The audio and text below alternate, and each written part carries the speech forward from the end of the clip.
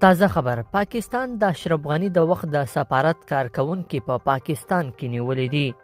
پاکستانی استخباراتو د سفارت کارکونکو سره څه کړي دي، هغوی یې چیرته بولی دي، امرالله صالح تازه څه ویلي دي، جزئیات په ویډیو کې وګورئ او چینل سبسکرایب کړئ. لیدونکو السلام علیکم. د افغانستان د ګوښه شوي ولسمشر لومړي مرستیال امرالله صالح ادعا کړې ده چې په اسلام آباد کې د افغانستان سفارت په لسګونو مراجعین د طالبانو له دستور سره سم د پاکستان استخباراتو نیولي دي. ښاغلي امرالله صالح نن په خپله فیسبوک پاڼه پرته له دې چې په دې برخه کې شواهد وړاندې کړي دا تور پورې کړی دی.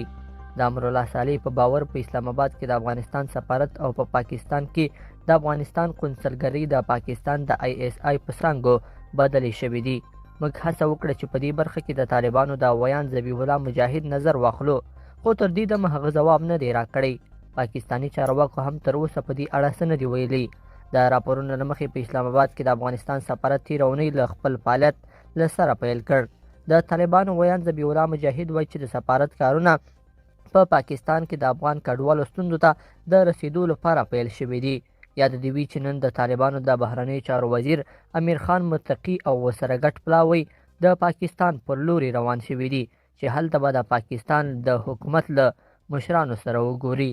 لیدونکو په دې هیله چې دا مطلب به مو طرفه لیدلی وي. که مو ویډیو خوښه شوې ویډیو لایک کړئ او چینل سبسکرایب کړئ. تر بیا ښه وخت.